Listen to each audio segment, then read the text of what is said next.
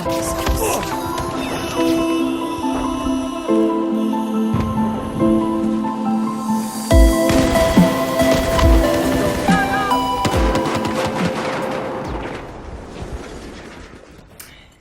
hey there, and welcome back to some Conquest on Rogue Transmission. Yes, I posted Rogue Transmission before, and I said I'm not going to repeat myself, but I just couldn't help myself and post this because this was such an amazing match. This was one of those matches where we had to fight really, really hard to keep the upper hand on this. That enemy was really giving us a tough time here.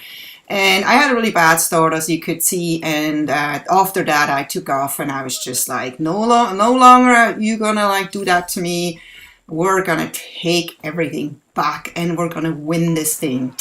So anyway, I don't want to just kind of talk the same game talk as I did before, because you can see what happens here without me telling you what happens.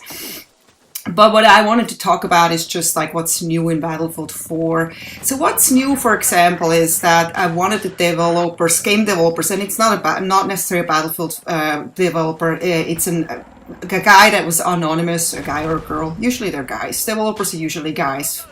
That's just how it is. I don't know why, but there's just a thing that most developers are guys, and there's a few women that do develop.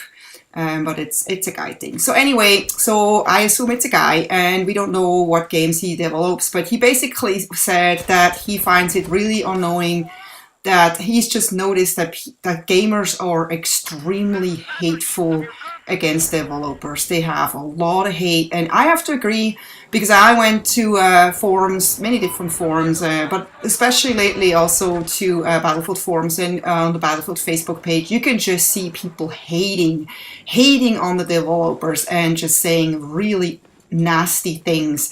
And it's like, come on, it's like, you know, you're not developing, you don't know how hard it is, and you know, don't blame the developers. Maybe what about if it was EA that, you know, wanted to push the game faster than the developers were able to push it to get it finished. You know, a lot of times I worked in the corporate world, and I know how it is. You know, when the company wants to push something out, and the deadline is unrealistic, the product is just not going to be so good. The product can be faulty. There's going to be issues.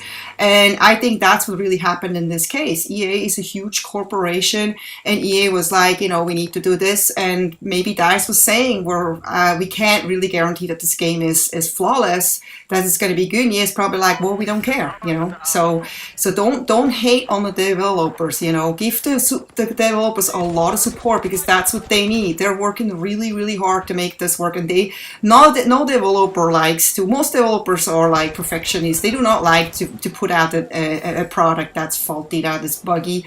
I mean, no developer likes this. They all have a lot of pride, and they want to put out code that works, code that's amazing, code that does amazing stuff. So anyway, just stop hating if you're one of those guys, girls that hate so much. Then what else is new? We had new patches coming out this week. First, they had the PC patch that was on Monday, and then yesterday they had the PlayStation patch, and today they had the Xbox patch. So yesterday they had PlayStation 4 and PlayStation 3. Today they only have Xbox One. What about the Xbox 360? I don't know. I don't know if maybe they did do the Xbox 360 and they forgot to mention it. I sure hope so. Even though, you know, I did mention that the 360 actually works really, really well. I have not really had any like really annoying issues until like a couple of days ago, that it seems like once in a while, and I think it only happened to me in Rush, where all of a sudden you get into a match and all your weapons are gone. Everything is gone, and you get really like scared, because it's like, oh my god, did all my stats get erased? Do I have to start at rank 1 with, you know, the beginner weapon? And it's basically so that you are feeling that, because all your weapons are gone, everything is gone. You start with the MX4, and U150 or whatever that's called, and you have nothing. You have no camo, you have nothing. It's like you've never touched the game before, and it is a little bit scary. But what I usually do is, because I don't like those beginner weapons and I don't want to screw up my stats, so I just usually get out right away and go into like a conquest match and everything is back to normal. But that's really, really weird, and that's definitely a major bug that I think needs to be addressed sooner than later, because nobody wants to go into a game starting from like rank 1 again, and then maybe if they do finish the game and it saves it may actually overwrite your stats. I don't know. I just didn't want to risk it. I was like, oh my god, I'm getting out of here. It's just, I don't want to. I worked so hard to unlock some of those weapons and vehicles and upgrades and stuff like that. I don't want to have to start from scratch. The rank is one thing. That's just a number. But having to unlock all the weapons again, no thanks. So the other thing that I have kind of forgotten about it, because it's really not important and it's probably on the very bottom of the developer list, is that the emblems that we've all created do not show up on the weapons and vehicles or anywhere. They did actually show up at the very beginning when this game came out for a few weeks. You had your emblem showing once in one match, and then in the next match it was gone, or on certain weapons it showed up, on others it didn't. I don't know exactly. It was very random. I have some videos on my YouTube channel where you actually can see my little froggy pixel frog on my weapon, and then all of a sudden after that it never showed up again, and it's been weeks and weeks and weeks, and I haven't seen any emblems. I haven't seen any emblems on anyone else's tank or weapons either, so I assume this issue is like equal for everyone. But as you can imagine, this is definitely not something that is important to the developers. And I don't think it's very important to me either. I mean, it's a fun little side thingy, but you want the game to work. You want the freezes to stop. You want the actual serious bugs to stop. And that's what we need to focus on right now. So the other bigger issue is that Dawnbreaker still has a lot of crashes. Actually, it hasn't happened to me for a long time, and I basically thought it was fixed. And just about 2 weeks ago, it started to happen more often. When I now play with a friend, we don't even get into Dawnbreaker anymore. We get out instantly because there's not even a point. So now I'm gonna get on a little streak here, and I'm gonna stop talking for a little while so you can enjoy that.